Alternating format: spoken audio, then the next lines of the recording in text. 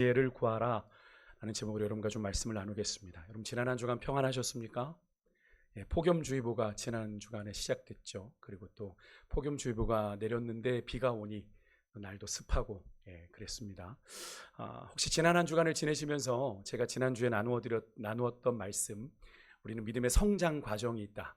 어떤 과정이에요? 환난, 인내, 연단, 소망을 여러분들의 삶 가운데서 몸소 느낀 순간들이 혹시 있으셨습니까? 내가 지금 환난의 순간을 지나고 있구나. 내가 지금 인내의 순간을 지나고 있구나. 하나님이 나를 연단하시는구나. 아니면 하나님이 나를 소망 가운데 품게 하시는구나. 느끼셨던 순간이 있으셨나요? 너무나 분주하게 살아가면 저희가 이것을 느낄 수가 없죠. 때로는 주님 앞에 머무는 시간이 그래서 우리에게 꼭 필요합니다. 그래서 저희가 여러분들 앞에 말씀 묵상을 계속 권면하는 이유는 다른 데 있지 않습니다. 우리가 그 시간만이라도 우리가 어디 앞에 머무는 거예요? 하나님의 말씀 앞에 머무는 시간. 그렇게 구별하지 않으면 저희는 하루에요, 한 번도 말씀을 피지 않고도 하루를 삽니다. 일주일도 살고요, 한 달도 삽니다. 그러다 보면 나도 모르는 사이에 하나님과의 관계가 되게 서먹해집니다. 물론 주일 예배는 오시겠죠. 근데 그 주일 예배가 여러분의 한 주간의 삶을 과연 얼마나 버팁니까? 그죠? 우리가 주일 말씀이 수요일까지도 가지 못하는 것처럼 그 말씀이 우리에게 그렇게 오래 남지 않을 때가 있거든요. 그러면 우리가 매일 말씀 앞에 서는 시간들이 없으면 우리의 신앙을 지탱해 가기가 쉽지 않은 것이 사실입니다. 그래서 여러분들이 말씀 앞에 설 때 내가 지금 환난 가운데 있구나, 내가 인내 가운데 있구나, 내가 연단 가운데 있구나 깨닫게 되는 거죠. 그죠? 내가 느낌으로가 아니라. 어쨌든 여러분들이 느끼시지 못했던 인생길에서 구원받은 우리 하나님의 사람들은 각자 믿음의 과정을 밟고 있습니다. 분명한 것은 여러분이 어떤 과정에 서 계시든 하나님은 여전히 여러분과 함께 계셨고 함께 하셨고 하나님의 그 인도하심과 돌보심이 있어서 오늘 이 순간이 우리의 인생 가운데 있게 되었다라고 하는 사실입니다. 믿으십니까? 하나님의 인도를 우리가 막연하게 느끼지 말고 하나님이 우리를 여기까지 도우셨다라고 하는 것을 늘 믿음으로 깨닫는 은혜가 있으시기를 주의 이름으로 축복합니다. 그 연장선에서 이제 오늘 설교도 제가 질문을 좀 드리며 시작을 하고 싶은데요. 지난 한 주간 여러분의 삶에 예기치 못했던 어려움과 고난이 왔을 때 여러분이 첫 번째로 보이셨던 반응은 어떤 반응이셨습니까? 여러분의 인생에 예기치 못한 고난을 만났을 때, 어려움이 닥쳐왔을 때 어떤 분들은 또야 라고 하면서 한숨을 쉬셨을 수 있고요, 또 어떤 분은 왜 하필 나에게, 왜 하필 나야 라고 하는 그런 생각이 들기도 했을 것이고, 또 어떤 분은 당장 이 문제를 해결해야지라고 신속하게 해결하려는 마음에 이리저리 동분서주하며 뛰어다녔을지 모르겠어요. 우리가 지난 2주 동안에 우리는 믿음에 대해서 여러분과 함께 살펴봤습니다. 첫 번째 주에 본문이 히브리서 11장이었는데 우리는 그 히브리서 11장의 본문을 가지고 뭘 이야기했죠? 믿음이 무엇인지를 물어봤습니다. 그죠? 믿음은 보이지 않지만, 우리 손에 잡히지 않지만 우리에게 주신 하나님의 약속을 믿음의 눈을 들어 보는 거다. 그죠? 그리고 우리가 믿는 믿음의 내용이 있어야 되는데 뭘 믿습니까? 라고 세상이 우리에게 질문했을 때 우리는 하나님에 대해서 분명히 2가지를 고백할 수 있어야 된다 라고 말씀을 드렸습니다. 오늘 찬양팀이 고백한 찬양의 가사도 그런 의미죠. 무엇입니까? 하나님이 죄송해요. 그래서 어떤 집사님이 저한테, 목사님 설교 때 질문 좀 하지 마세요. 그 정적이 흐를 때 너무 힘들어요. 저한테 얘기를 하시는데 여러분 이렇게 한 번씩 떠올려 볼 수 있으면 좋잖아요. 그죠?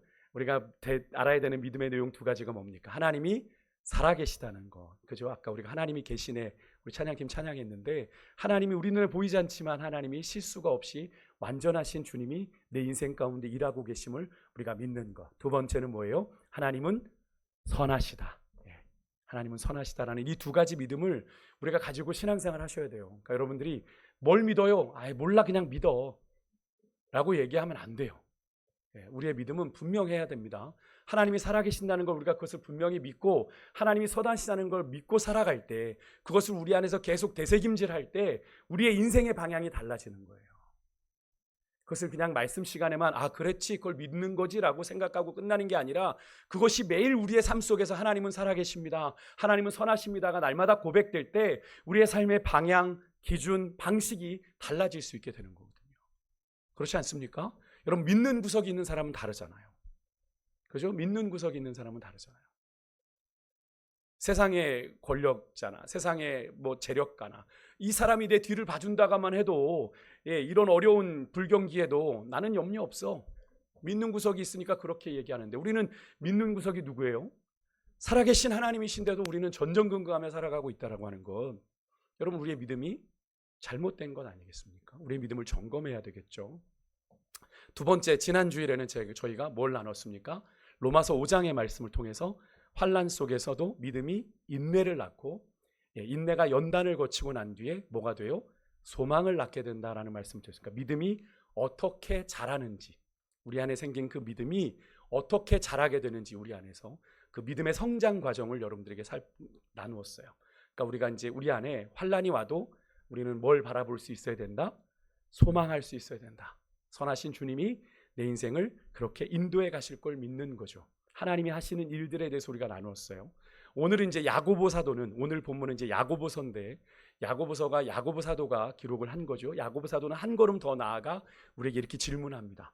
그럼 믿음이 있다고 말하는 사람은 실제로 시험을 만났을 때 어떻게 행동하는가? 어떻게 행동하는가? 지난주와 좀 비슷할 수 있지만 다릅니다. 아주 실제적인 질문을 야고보는 던지고 있는 거죠. 야고보에게 있어서 믿음은 마음속에 확신에서 끝나지 않아요. 내가 믿습니다라고 하는 확신, 그거로 끝나지 않고 믿음은 반드시 구체적인 행동으로 이어져야 한다라고 오늘 권면하고 있는데요.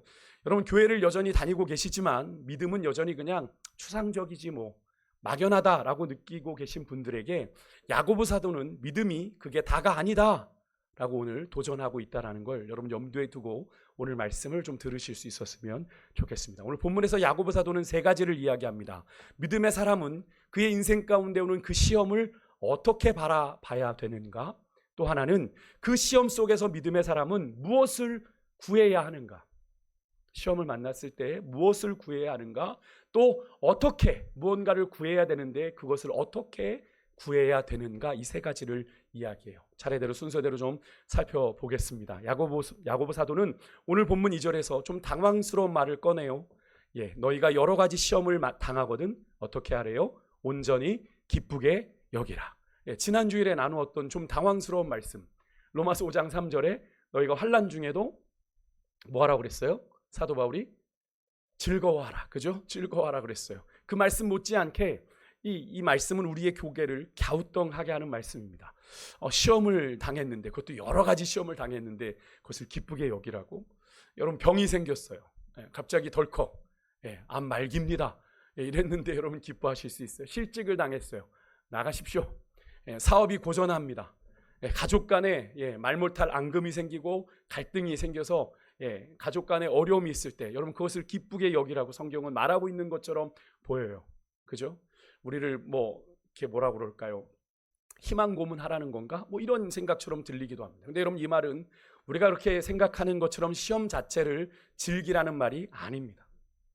여기서 여러분 우리가 눈여겨볼 단어가 뭐냐면 어떻게 기쁘게 여기래요? 온전히 기쁘게 여기라. 이 온전이라고 하는 단어입니다. 여기서 말하는 이 기쁨은요, 시험을 부분적으로 억지로가 아니라 그 시험의 의미를 온전히 이해한 사람만이 가질 수 있는 기쁨을 말하는 거예요. 다시 말해서 이 시험이 내 삶에서 무슨 일을 할지를 제대로 알게 될 때 생기는 기쁨을 말하는 겁니다. 제가 지난주에도 환난을 이야기하면서 세상 사람들이 말하는 것처럼 환난은, 믿는 사람에게 환난은 까닭없는 저주가 아니다라는 말씀을 드렸습니다. 그죠? 의미 없는 낭비가 아니다라는 말씀을 드렸습니다. 왜? 거기에는 하나님의 선하신 뜻이 있으니까. 그것을 믿고 시험을 받아들이는 자들, 이 시험이 오늘 나를 어떻게 단련할까라는 것을 아는 자들이 누리는 기쁨인 거죠. 정답을 알고 치는 시험이라고 할까요? 여러분, 정답을 알고 시험 쳐보셨습니까? 요즘에 드라마 중에 참교육이라는 드라마가 요즘 되게 이렇게 교권을 이렇게 보호하는 그런 드라마가 유행하는데, 거기 보면 이렇게 막 그 선생님이 답안지를 줘가지고 답안지를 여기다 이렇게 다 적어가지고 시험 보는 친구가 나와요. 그 친구는 뭐 다른 애들만 끙끙대고 있는데 열심히 아주 답안지를 빨리 적어서 냈는데 빵점 맞아요. 예, 거기 뒤에 이제 무슨 일이 좀 있는데 뭐 그것까지 우리가 알 필요 없고, 예, 정답을 안다는 건 그런 거죠. 예, 부담이 없습니다. 그죠? 그런 걸 말하는 거. 그런 기쁨. 예. 근데 여러분, 그럼 이 시험이 우리의 삶에서 무슨 일을 해요? 우리가 만나는 인생의 시험이 이어지는 3절이 그 답을 이야기합니다. 너희 믿음의 시련이 뭘 만들어낸다? 인내를 만들어낸다. 여기서 시련이라는 단어가요, 헬라어로 도키미온이라고 하는 단어인데, 예, 무슨 발음하고 좀 비슷하지 않습니까? 이 단어는 금을 불에 넣어 순도를 확인하는 과정을 의미해요. 금을 불에 넣어서, 예, 순도를 확인하는 과정을 말합니다. 금세공사가 금을 도가니에 넣고 불을 가하면 불순물은 다 타고 이제 순금만 남는 거죠. 시험이 딱 그 역할을 한다라고 하는 겁니다. 그러니까 시험은 여전히 우리의 믿음이 선 것 같지만, 그죠? 내 믿음에 여전히 남아 있는 나의 자아, 나의 집착, 나의 욕심 같은 그런 불순물들을 태워내고 우리의 진짜 믿음이 드러나게 하는 것이 바로 뭐다? 시험이다라고 하는 거죠. 근데 여러분, 여기에 시련이라고 하는 이 단어의 원어가 아까 제가 도키미온이라고 말씀을 드렸어요. 또 이 도키미온이라는 뜻이 금을 불에 넣어 순도를 확인하는 과정이다라고 말씀을 드렸을 때, 혹시 제가 이 글을 적으면서도 혹시였지만, 예, 지난주에 어떤 부분과 비슷한데 지난주 설교랑 이렇게 느끼시는 분 혹 계십니까? 네, 고맙습니다. 혹 계실지 몰라 제가 한번 짚고 넘어가려고 합니다. 표를 한번 좀 참조해 주시면 좋겠는데, 지금 제가 로마서 5장에서 연단이라는 단어를 제가 지난주에 나누면서 오늘 나누는 이 시련과 이 단어가 되게 유사해요. 이 연단이라는 단어가 헬라어로 도키메입니다. 도키메. 근데 제가 아까 오늘 우리가 살펴봤던 시련이 무슨 헬라어로 뭐라고 그랬죠? 도키미온입니다. 그죠? 예, 우리가 헬라어를 몰라도 뭔가 비슷해요. 그죠? 도키미온, 도키메. 그죠? 도키메, 도키미온 비슷합니다. 그래서 우리가 생각해 볼 수 있어요. 아, 이거 비슷한 단어 아니야? 같은 단어 아니야? 그래서 같은 단어가 우리가 이제 시제가 바뀌듯이, 뭐 형태가 바뀌듯이 그렇게 바뀐 것 아닐까 생각할 수 있는데, 이 둘은 같은 단어가 아닙니다. 로마서의 연단은 그때 제가 지난주에도 설명을 드렸지만, 지난주에 못 들으신 분들도 계시니까, 시험을 다 통과한 뒤에 얻는 결과를 연단이라고 했어요. 그죠? 그래서 제가 이미 검증된 성품이라고 말씀드려요. 시험을 다 지나고 이미 검증되어 나온 성품, 결과물이에요. 반면 오늘 야고보에서의 이 시험은 발음은 비슷하지만 지금 한창 우리가 겪고 있는 시험의 그 과정 그 자체, 그죠? 아직 시험 가운데 있는 거예요. 근데 지난주에 우리가 살펴봤던 연단이라고 하는 시험의 과정을 다 끝내고 난 결과라고 하는 거죠. 두 단어가 어근은 같습니다. 도키메, 미온 이러니까 앞에 어근은 같은 이 단어가 사촌지간이에요. 근데 가리키는 시점이 다릅니다. 가리키는 시점이, 바울은 연단이란 단어는, 바울이 썼던 연단이라고 하는 단어는 모든 환란이 다 지나가고 나서 얻게 된 결과를 말하고, 야고보가 말하는 이 시련, 오늘 시험 두 단어를 오가면서 쓰고 있는데 지금 겪고 있는 그 과정을 말하고 있는 겁니다. 구분이 좀 되시나요? 이해가 되시나요? 이 작은 차이가 오늘 본문을 좀 이해하는데 중요한 실마리가 돼서 제가 이 부분을 여러분들에게 좀 짚어드린 겁니다. 그리고 그 과정에서 뭐가 생겨나요? 동일한 결과물이나 인내라고 하는, 인내가 생겨납니다. 이 단어는 같아요.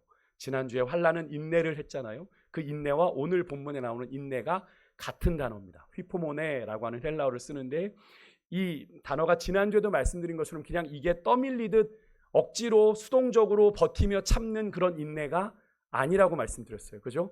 좀 적극적이고 능동적인, 내가 버티면서 앞으로 그냥 주저앉아 있는 게 아니라 앞으로 전진해가는 인내다라는 말씀을 지난주에 설명을 드렸어요. 기억하시나요? 죄송해요. 안 물을게요. 이렇게 말씀을 드리면 이런 생각을 하실 수 있어요. 혹 계실 수 있어요. 뭐야, 지난주에 설교 얘기한 거 박 목사 또 재탕하려고 하는 거 아니야? 그렇지 않습니다. 그래서 지난주에 로마서 5장에서 말한, 그럼 조금 다른 시점을 바꿔서 환난이라고 하는 단어와 오늘 야고보서 1장에서 말하는 이 시험이라고 하는 단어를 한번 비교해서 여러분에게 좀 말씀을 드려볼게요. 로마서 5장에 나오는 환난이라는 단어와 야고보서 1장에 나오는 시험, 시련이라고 하는 이것은 같은 고난을 이야기하지만 초점이 좀 달라요. 초점이 다릅니다. 우리가 로마서 5장에서는 이 말씀을 한번 볼게요. 우리가 3절, 4절 말씀을 읽었죠. 우리 같이 한번 좀 읽어볼까요? 같이 시작. 다만 여기 없죠? 죄송합니다. 제가 준비하지 않아요. 제가 읽을게요. 다만 이뿐 아니라 우리가 환난 중에도 즐거워 안 하니 이는 환난은 인내를, 인내는 연단을, 연단은 소망을 이루는 줄 알미로다. 이렇게 우리가 나누었어요. 그리고 오늘 야고보서 1장 2절 3절은 내 형제들아 너희가 여러 가지 시험을 당하거든 온전히 기쁘게 여기라. 이는 너희 믿음의 시련이 인내를 만들어내는 줄 너희가 알미라. 이렇게 말했습니다. 이 말씀을 두 개를 나란히 놓으면 여기 나란히 놓여 있죠. 그죠? 맞습니까? 좀 비슷하게 들리지 않습니까? 언뜻 느낌이 비슷하게 들려요. 바울과 야고보도 똑같이 고난 속에서 뭐 하라고 그래요? 한 사람은 즐거워하라고 그랬고 한 사람은 기뻐하라고 그랬습니다. 그죠? 같아요. 둘 다 인내를 이야기합니다. 그죠? 그렇다면 그냥 같은 말을 두 번 하는 걸까요? 이 말이 같은 이야기를 사도 바울도 야고보도 하는 걸까요? 아닙니다. 출발점은 같아요. 출발점은 같지만 두 사도는 전혀 다른 방향을 가리키고 있습니다. PPT 띄워주시겠어요? 첫 번째는 설명이나 명령이냐입니다. 로마서 5장의 사도 바울은요, 환난의 과정을 우리가 믿음의 길을 걸어가면서 믿음이 자라는 가운데 믿음의 과정, 환난의 과정을 설명해요. 그러니까 환난이 인내를 낳고 인내가 연단을 낳고 연단이 소망을 낳는다. 하나님이 우리의 삶 속에서 환난 가운데 어떻게 일을 하고 계신지를 보여주는 것이 로마서 5장의 말씀이었어요. 그러니까 사도 바울의 초점은 뭐냐면 우리가 환난을 만났을 때 하나님이 우리 가운데 하시는 일이 뭔지를 지난주에 이야기해 준 거라는 거죠. 그리고 말하고 싶은 것이 이거였죠. 지난주 설교를 한 문장으로 말하면 이겁니다. 하나님이 이 환난 속에서도 일하고 계십니다. 하나님의 사랑이 성령으로 여러분 가운데 부음바 되었으니 안심하십시오. 이게 지난주 설교의 결론이죠. 맞습니까? 하지만 야고보는 좀 다릅니다. 야고보는 설명하지 않고 야고보는 명령합니다. 명령. 여기 보면 기쁘게 여기라 라고 하는 이게 명령형 동사예요. 기쁘게 여기라. 그리고 이제 4절에 우리가 보지 않았지만 너희가 인내를 온전히 이루라. 이것도 명령입니다. 그러니까 야고보에게 이 시험 가운데 우리가 기쁨이 오는 것, 그게 저절로 오는 게 아니라 우리가 의지적으로 선택해야 하는 것이다 라고 얘기하고 있는 거예요. 바울이 환난 속에서 하나님이 무엇을 하시는가를 로마서 5장에서 설명하고 있다면 오늘 본문에서 야고보는 환난 속에서 하나님이 아니라 우리가 그 환난을 겪는 우리가 무엇을 해야 하는가를 명령하고 있다는 거예요. 이해가 좀 되십니까? 관점의 차이가요. 두 번째 차이는 이 두 사람이 이 바울과 야고보가 모두 인내라는 동일한 단어를 씁니다. 원어도 같아요. 근데 여러분 이 인내가 향하는 방향이 좀 다릅니다. 표 두 번째 한번 보시겠어요? 표 두 번째 보시면 바울의 인내는 뭘 향해 나아가요? 결국은 소망을 향해 나아가죠. 환난은 인내, 인내 연단, 연단은 소망. 그러니까 고난을 버티다 보면 우리가 어떻게 해요? 주님 안에 버티다 보면 우리가 소망에 이르게 된다라고 말을 하는 겁니다. 그러니까 여기서 인내는 그 소망을 이루는 흐름 가운데 있는 한 단계죠. 하지만 야고보의 인내는 달라요. 방향성이 달라요. 그 인내가 뭘 가져오냐면 온전함을 향해 나아갑니다. 4절 한번 보시겠어요? 우리 같이 좀 PPT에 적혀있는 4절 말씀 말고 여기 일을 보고 좀 읽어주시면 좋겠어요. 같이 세 번역 같이 한번 읽어보겠습니다. 같이 읽습니다. 시작. 인내를 온전히 이루라. 이는 너희로 온전하고 부족함이 없게 하려 함이라. 세 번역이요. 여러분은 인내력을 충분히 발휘하여 조금도 부족함 없이 완전하고 성숙한 사람이 되십시오. 이렇게 당부합니다. 여기서 온전하고 부족함이 없다라고 하는 위에 그 단어는 세 번역에서 설명해 주죠. 어떤 상황에서도 흔들리지 않는 성숙한 믿음의 사람을 의미합니다. 야고보에게 이 인내는 저절로 소망으로 이어지는 과정이 아니에요. 내가 의지적으로 끝까지 완성해 가야 되는 믿음의 실천 사항이라는 겁니다. 바울이 버티다 보면 소망이 온다라고 격려했어요. 그죠? 잘 환난 가운데 버티면 소망이 온다. 근데 야고보는 그 인내를 끝까지 완성해라 라고 촉구를 하고 있는 겁니다. 하나님이 소망을 주시겠지만 우리가 인내를 끝까지 이루어가야 될 책임은 우리에게 있는 거죠. 그죠? 그 다음에 바울이 말하고 있는 이 또 하나의 차이는 바울이 말하는 환난과 이 야고보가 말하는 시험의 이 의미가, 고난의 의미가 좀 달라요. 바울은 환난을 제가 지난주에 들립시스라고 하는 헬라어 원문을 말씀드렸는데 이것을 제가 이렇게 설명을 드렸습니다. 외부에서 짓누르는 압박, 박해, 어떤 외부적인 그런 고통을 의미한다라고 말씀을 드렸습니다. 그러니까 그 당시 이제 로마 교회가 로마 제국의 한복판에서 기독교 신앙을 가졌다는 이유로 핍박을 받고 있었으니까 로마 제국의 그런 박해, 그리고 그렇게 예수를 믿는다라고 해가지고 그 당시에 모든 상업적인 행위, 경제적인 행위를 막는 일들이 있었거든요. 그래서 삶을 영위하지 못하도록 그런 핍박을 의미하는 게 이 바울이 말한 환난입니다. 근데 야고보가 말하는 이 시험, 시련이라고 하는 이 단어는 뭐 굳이 헬라어 단어를 우리가 뭐 페이라스모스를 얘기할 필요는 없는데 이 의미가 조금은 확장이 됩니다. 훨씬 더 좀 확장이 돼요. 이것은 외부의 압박, 조금 전 로마서에서 말했던 그 환난의 의미, 외부에서 들어오는 압박뿐 아니라 우리의 내면을 흔드는 우리의 일상의 전체를 다 포함해요. 우리가 일상에서 일어나는 여러 가지 힘들고 고통스러운 상황들을 다 포함한 이런 거죠.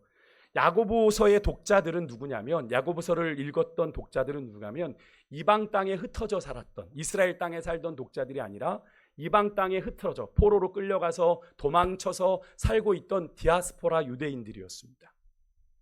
그들이 그 현장에서 자기 땅에서 사는 게 아니라 타국에서 타향살이를 하니 그곳에서 어떤 어려움들을 겪었을까요? 경제적인 어려움도 겪고 또 직장에서의 갈등도 겪고 인종차별도 당하고 말의 실수로 또 가난한 자와 부자 사이의 빈부의 차별도 경험했겠죠.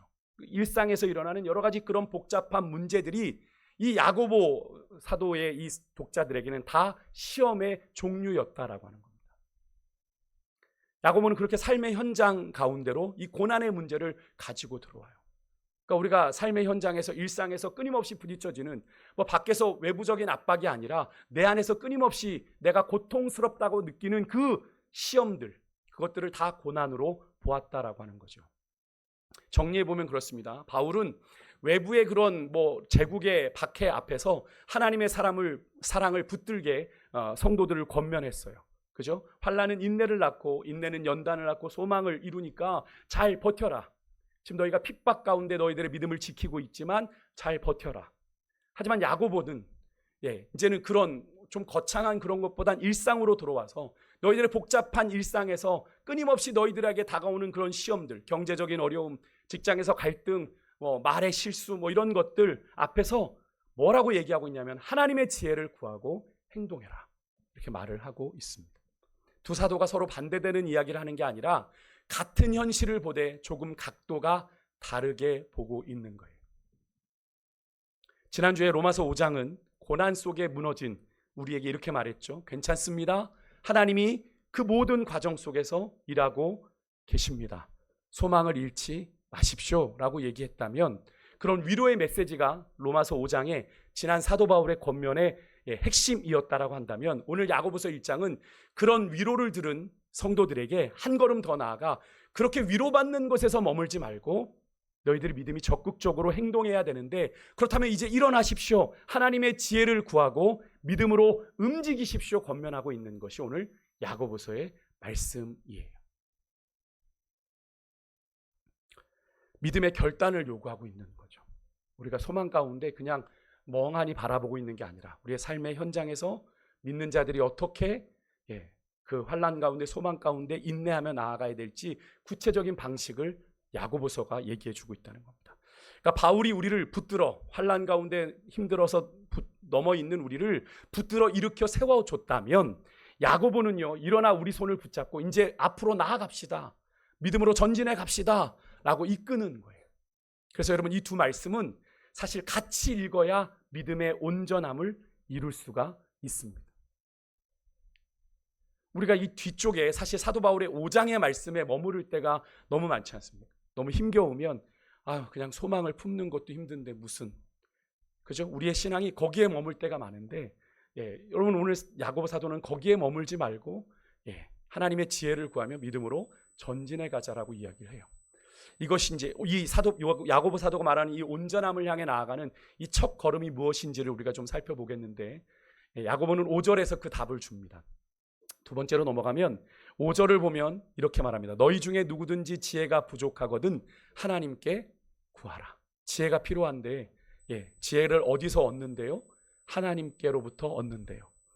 그래서 우리가 지난 로마서 5장의 말씀을 한번 떠올려 보면 바울은 하나님의 사랑이 우리 마음에 부어졌다. 그 하나님의 사랑에 대한 확신이 우리 인생 가운데 직면한 그 환난을 버티는 힘이 된다 라고 이야기했죠.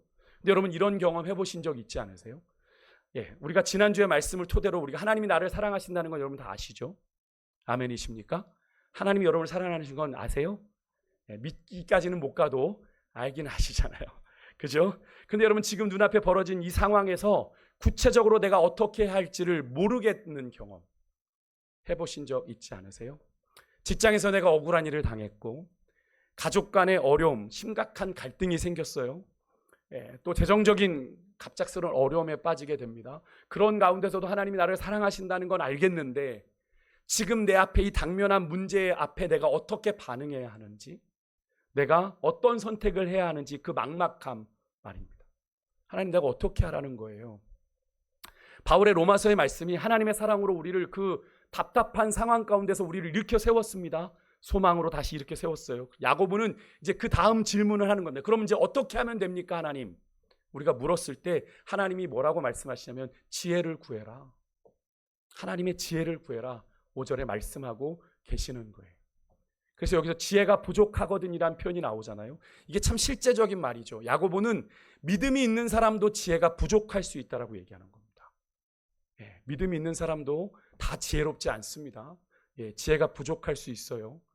그런데 이게 믿음이 약해서가 지혜가 없는 게 아닙니다. 여러분 우리의 지혜는 한계가 있죠.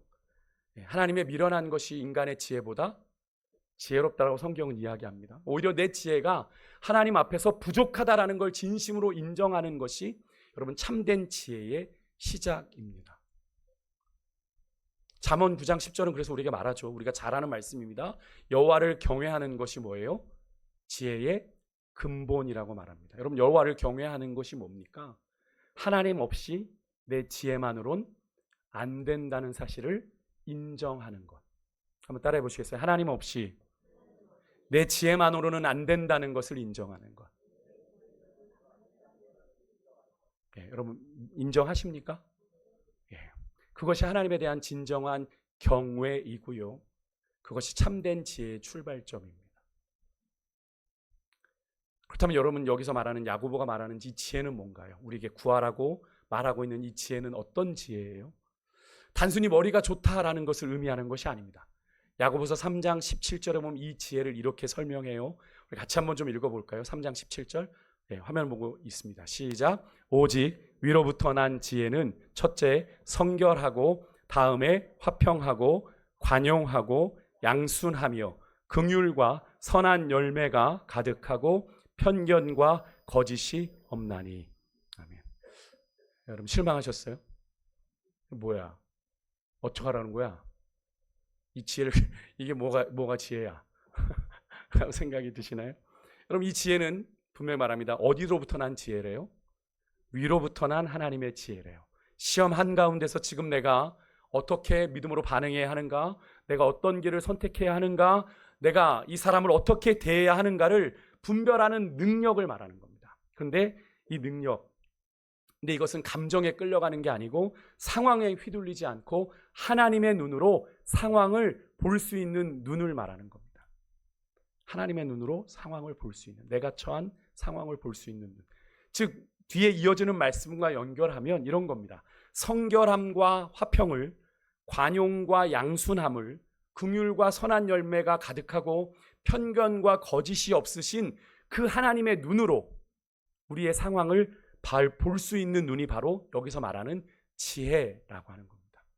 우리의 유익한 유익의 유무를 따져서 우리가 바라보는 어떤 것이 내게 더 유익이 되는 길인가를 선택하는 게 아니라 말이죠. 기준점이 어디예요? 하나님이 기준점인 거예요.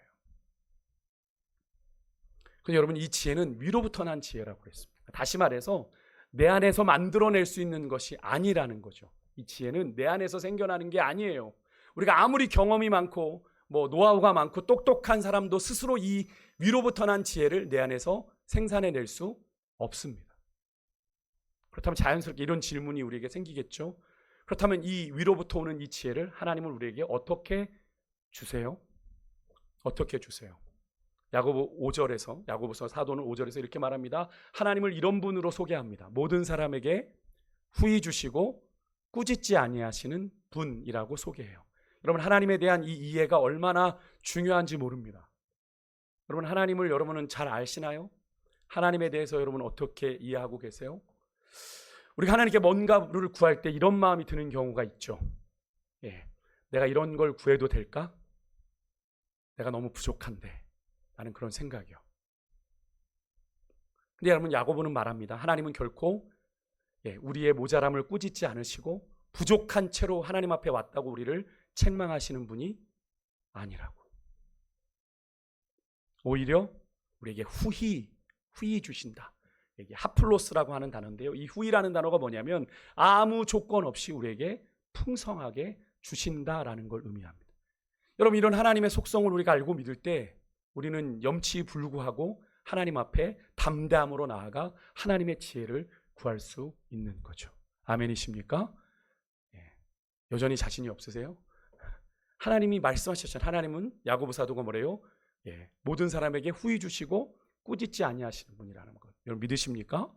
그 말씀을 믿는다면 우리가 주저하고 망설일 이유가 없는 거죠. 주님께로 나아가야 되는 거죠. 어떤 한 형제님의 이야기인데, 그분은 직장에서 매우 억울한 일을 좀 당했습니다. 상사가 자신의 성과도 막 가로채고 주변 동료들도 하나하나 자신에게 등을 돌리는 것 같았어요. 처음에는 그런 상황 속에서 이분이 로마서 5장의 말씀을 가지고 붙들었습니다. 이 고난도 하나님이 허락하신 것이겠지. 인내하자. 그렇게 반응을 했어요.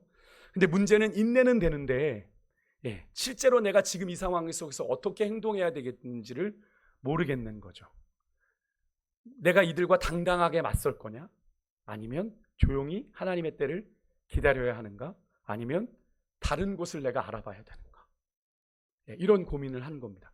그분이 결국 하나님 앞에 무릎 꿇고 드린 기도는 이거였습니다.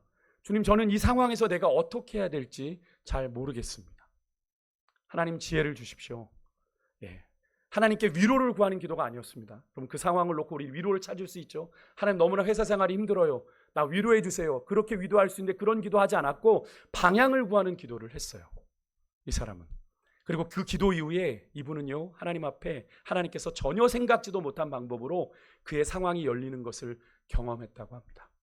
하나님이 그에게 지혜를 주셔서 그 상황을 그렇게 풀어가게 하신 거죠. 아멘이십니까? 하나님이 그 역사를 여러분의 삶에도 이루실 수 있는 걸 믿으세요? 여러분, 이것을 좀 경험하실 수 있었으면 좋겠어요.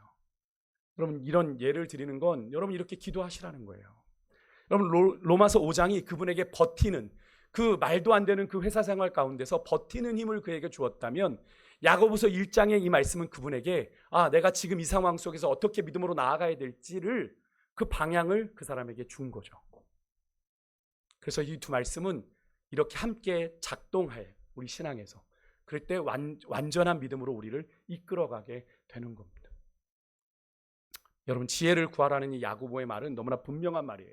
근데 야고보는 6절에서 중요한 조건을 하나 붙입니다. 지혜를 구하는데, 자, 지혜를 구하면 하나님이 주신다고 하는데 어떻게 구해야 하는가를 이야기해요. 즉, 위로부터 난 지혜를 받으려면 우리가 어떤 자세로 구해야 되는지. 세 번째로 넘어가면 두려움 없이, 두마음 없이 믿음으로 구해야 합니다. 여러분, 6절에 보면 오직 너희가 믿음으로 구하고 뭘 하지 말래요? 조금도 의심하지 말라고 말씀합니다. 여러분, 여기서 의심이라고 하는 단어가 좀 흥미로워요. 이것은 그냥 잘 모르겠다라고 하는 지적인 불확실성이 아닙니다. 우리가 뭔가가 지적으로 불확실해서 의심을 갖게 되는 그게 아니라, 이 헬라어 단어가 뭐냐면 나뉘다, 갈라지다라는 의미입니다. 이 의심이라는 단어가요. 나뉘다, 갈라지다. 그러니까 우리의 마음이 나뉘어진 거예요. 두 방향으로 찢어진 상태를 말합니다. 하나님을 믿으면서도 이런 거죠. 동시에 내 방법이, 하나님을 믿는다고 하면서도 내 방법이 더 확실하고 더 믿음직스럽게 느껴지는 그런 마음으로 나뉘어졌다는 거예요. 한쪽에는 하나님을 믿는다고 해요. 한쪽은 내 방법이 더 확실하게 보이는 거예요. 이게 더 쉬운 길 같은데, 이게 더 분명해 보이는데, 기도하면서 마음 한구석에는 하나님 이루어 주십시오 하는데 이게 정말 될까? 라는 생각이 우리 안에 밀려오는 것. 바로 이것이 오늘 야고보가 오늘 이 본문 가운데서 우리에게 경계하고 있는 의심이라고 하는 거예요. 야고보는 이 의심하는 상태를 아주 좀 생생한 그림으로 묘사해요. 의심하는 자는 뭐라고 그래요? 마치 바람에 밀려 요동하는 바다 물결 같다. 아마 갈릴리 바다를 연상하며 이 말을 하지 않았을까 생각을 해보게 되는데, 여러분 갈릴리 바다에는 예수님이 복음서에서도 여러분 보셨지만 갑자기 저 건너편으로 가다가 풍랑을 만나는 일들이 일어납니다. 근데 여러분 사실 갈릴리 호수를 가보시면, 나중에 가보시면 실제로 여기서 무슨 풍랑이, 이런 생각이 들어요. 그렇게 규모가 그렇게 크다는 느낌은 들지 않습니다. 왜 바다라고 불렀는지 모르겠지만 원래는 호수입니다. 그런데 저 북쪽의 헐몬산에서 찬기류가 내려와서 이 갈릴리 바다의 난기류와 만나면 가끔 그렇게 돌풍이 일어나서 그런 풍랑이 일었다는 이야기가 있더라고요. 일어난다고 합니다. 그래서 바람이 불면 저희가 그때 이제 선상 예배를 꼭 드리는 게 성지순례의 코스거든요. 갈릴리 바다에 배를 타고 예수님과 제자들이 다녔던 것처럼 거기서 이제 예배를 드리는, 선상에서 예배를 드리는 게 하나의 성지순례 코스인데, 그 예배를 드릴 때도 그 바람에 따라 그 배가 이렇게 움직이게 되는 걸 보게 되더라고요. 바람이 엄청 세차더라고요. 제가 예배를 인도하면서 제대로 서 있지 못할 정도로 바람이 세차게 부는 걸 보았는데요. 여러분 그렇습니다. 바람이 한 방향으로 불면 파도가 그쪽으로 몰립니다. 또 그 바람이 바뀌면 파도도 반대로 바뀌게 되겠죠. 수시로 방향이 바뀌어서 대중이 없는 상태. 두 마음을 품은 사람의 모습이 딱 이 모습이라고 하는 겁니다. 우왕좌왕하는 거죠. 갈팡질팡하죠. 상황이 좋을 때는 하나님 신뢰합니다, 하나님 믿습니다, 이러다가 상황이 나빠지면 어디나 도울 데 없나 내 생각, 세상의 방법으로 기우는 것. 8절 말씀처럼 그런 자를 향해서 모든 일에 정함이 없다. 이게 뭘 말하냐면 모든 행동이 다 불안정한 거예요. 그래서 7절에 보면 야고보 사도가 그런 마음을 가지고는, 보십시오, 이런 사람은 무엇이든지 뭐라요? 주께 얻기를 생각하지 말아라. 얻을 수 없다는 거예요. 그런 마음 가지고는. 여러분 우리가 기도해도 응답받지 못하는 이유가 혹시 이런 이유이신 분 없습니까? 그렇다면 여러분 이 흔들리는 이 파도와 반대되는 모습, 두 마음이 없는 믿음은 그럼 무엇일까요? 두 마음이 없는 믿음. 이 두 마음이라는 이 단어가 말 그대로 두 개의 혼을 가진 사람이란 뜻이거든요. 그러니까 야고보서에서만 나오는 단어입니다. 이런 거예요, 여러분. 여기서 두 마음이라는 게 겉으로 하나님을 따르는 것 같지만 속마음으로는 하나님과 세상 사이에서 계속 왔다 갔다 하는 그런 상태를 말합니다. 여러분의 마음을 잘 들여다보세요. 여러분 지난주에 본 로마서 5장과의 차이가 여기서 선명하게 보입니다. 사도 바울은 환난 속에서 소망을 바라보게 했어요. 언젠가 이 고난이 끝나고 하나님의 영광이 임할 거다라고 하는 저 멀리 있는 뭔가 소망의 지평선을 바라보게 했다면, 야고보는 다릅니다. 두 마음 없는 믿음은 먼 미래가 아니라 바로 지금 이 자리에서 우리에게 요구되는, 믿음의 사람들에게 요구되는 자세라고 하는 거예요. 지금 이 순간 어떻게 될지 몰라서 하나님의 지혜를 구할 때 마음을 두 곳으로 나뉘지 말고 어떻게 해요? 오직 하나님 한 분께만 여러분의 마음을 고정해라. 바울의 믿음이 저 멀리 소망을 바라보는 믿음이라면 야고보의 믿음은요, 지금 바로 이 순간 하나님 앞에 결단하는 믿음을 말하는 거예요. 여러분 믿음으로 구하는 사람은 어떤 사람입니까? 결과가 어떻게 될지 몰라도, 상황이 불확실해도 하나님을 신뢰하는 방향으로 마음을 고정하는 사람이죠. 여러분은 믿음으로 구하는 분이세요? 여러분 믿음으로 구하는 사람이십니까? 그런 사람이시기를 주로 축복합니다. 2주 전에 히브리서 11장에 나왔던 믿음의 선진들 기억하십니까? 그 사람들 가운데 마지막 이제 뒤에 가면 이제 무명의 사람들이 나옵니다. 그런 사람들을 가리켜서 세상이 감당 못하는 사람들이라고 그들을 표현했는데요. 여러분 그들을 향해서 히브리서 11장이 이렇게 표현합니다. 살아생전에 그들이 꿈꾸던 하나님의 약속을 경험했습니까? 경험하지 못했습니까? 그들은 경험하지 못했습니다. 결과를 보지 못한 채 세상을 떠났지만 끝까지 그들의 삶의 방향을 바꾸지 않았습니다. 세상으로 볼 때 그들의 죽음은 실패 같아 보였지만 하나님은 그들을 믿음의 사람들이라고 인정하셨던 거죠. 여러분, 오랫동안 자녀 문제로 고통받고 계시는 한 어머니가 계셨어요. 자녀가 신앙을 떠나 방황을 했습니다. 이 어머님도 로마서 이 5장의 말씀을 우리 많은 분들이 아시니까 버텼습니다. 하나님이 언젠간 이 고통을 소망으로 바꿔주실 거다. 근데 어느 날 그분이 이제 이런 말씀을 목사님께 했어요. 목사님, 저는 소망이 있는데 기도가 잘 안 됩니다. 여러분들의 이 마음을 한번 잘 보십시오. 기도하다 보면 자꾸 이런 생각이 납니다. 정말 하나님이 들으실까? 이미 너무 늦은 건 아닐까? 내가 뭔가 더 해야 되는 건 아닐까? 자녀를 위해서? 나는 그런 생각들이 막 밀려든다고 이야기하는 거예요. 근데 여러분, 바로 이것이 바로 이 어머니의 마음이 바로 야고보가 오늘 본문에서 이야기하고 있는 두 마음이라는 거예요. 여러분도 기도할 때 그런 마음들 들지 않으세요? 소망은 있는데 기도의 자리에서 우리의 마음이 자꾸 어떻게 해요? 갈라지는 거죠. 그래서 야고보 사도가 말합니다. 그 기도의 자리에서 그 갈라진 두 마음을 하나님 앞에 내려놓으라고요. 결과는 하나님께 맡기고 지금 이 순간 하나님 한 분만 바라보는 것, 그것이 믿음으로 구하는 거라고 사도 야고보는 우리에게 이야기하고 있는 겁니다. 여러분, 여러분이 붙잡고 있는다고 결과가 여러분이 내 뜻대로 이루어집니까? 아니죠. 결과는 누구의 손에 있어요? 하나님의 손에 있어요. 주님께 맡기고 우리는 하나님께 돛을 내려 나아가야 되는 거죠. 여러분, 사도 바울이 말한 소망이 미래를 향한 것이라면 두 마음 없이 주님께 온전하게 내 마음을 들여서 간구하는 이 기도는 지금 이 순간을 향한 거예요. 지금 이 순간 우리에게 필요한 겁니다. 이제 오늘 말씀을 좀 정리할게요. 오늘 우리가 세 가지를 살펴봤는데 기억하실지 모르겠습니다. 첫 번째는 시험을 어떻게 여겨라? 기쁨으로 여겨라. 물론 시험 자체가 우리에게 기쁜 것은 절대 아닙니다. 하지만 그 시험이 내 믿음에 불순물을 태우고 내 자아, 내 집착, 내 욕심 다 태워내고 순금 같은 믿음을 만들어간다는 사실을 우리가 알기 때문에 우리는 그 시험 가운데서도 기뻐할 수 있습니다. 아멘이십니까?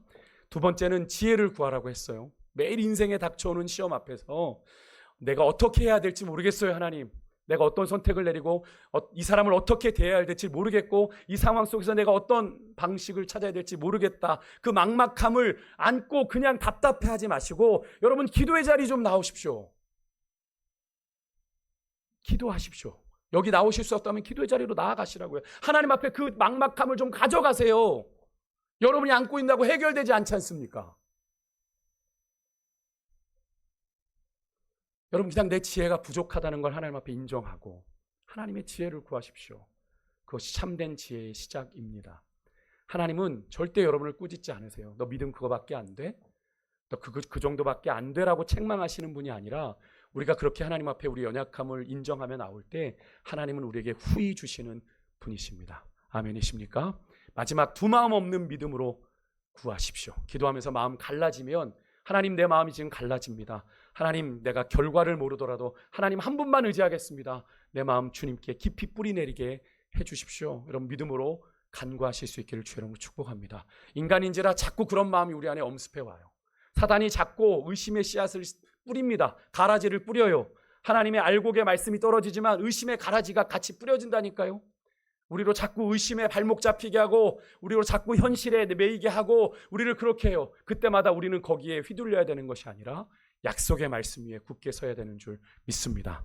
여러분, 우리가 지난 3주간 우리가 6월 믿음 시리즈를 통해서 세 가지를 함께 살펴봤어요. 다시 한 번만 정리 좀 해드릴게요. 히브리서 11장에서 뭘 배웠다고요? 우리가 믿음이 무엇인지를 배웠어요. 그리고 로마서 5장에서는 믿음이 어떻게 자라는지. 그러니까 여러분, 우리가 믿음이 자라려면 우리 인생에 환난이 있을 수 있어요, 없어요? 있을 수 있습니다. 그러니까 환난을 당해도 우리는 두려워하지 않아야 될 줄 믿습니다. 왜요? 예수님께서 내가 세상을 이기었노라. 그죠? 너희가 세상에서 환난을 당하나 담대하라. 내가 세상을 이기었노라 말씀하셨습니다. 마지막 오늘 야고보서 1장에서는 우리 믿음이 어떻게 우리 안에서 작동하는지, 그러니까 믿음이 있다는 게 막연하고 추상적인 게 아니라 믿음이 지금 현재 내 삶 가운데 어떻게 역사하는지를 오늘 우리가 야고보서를 통해서 확인했어요. 그죠? 지난주 5장은 그렇게 우리에게 얘기했습니다. 로마서 5장은 괜찮습니다. 하나님이 이 환난 속에서도 일하고 계십니다. 여러분, 소망을 잃지 마십시오. 이것이 믿음의 시작이었다면 야고보서 1장은 그 말을 들은 우리에게 한 걸음 더 나아가라고 말합니다. 이제 일어나십시오. 지혜를 구하십시오. 그리고 두 마음 없이 믿음으로 나아가십시오. 인내하되 믿음의 걸음을 멈추지 말라는 거죠. 믿음의 걸음을 조금이라도 내디뎌 나아가라는 거죠. 두 마음 품지 말고. 여러분, 바울이 우리를 위로하며 환난 가운데 지쳐있는 우리를 위로하며 일으켜 세워줬다면 야고보는 어떻게 해요? 일어난 우리를 손을 잡고 믿음으로 나아가자. 부르심의 상을 향해 달려가자. 하나님의 지혜를 구하며 나아가자. 주님만이 우리의 소망이다. 그렇게 고백하며 나아갔다는 거죠. 지금 여러분의 삶에 어떤 시험이 있으세요? 혹시 여러분 로마서 5장의 말씀으로 위로는 받았는데 아직 여러분 지혜를 구하는 기도를 드리지 못한 채 여러분 그 고난의 자리에서, 시험의 자리에서 머뭇거리고 계시는 분 없으십니까?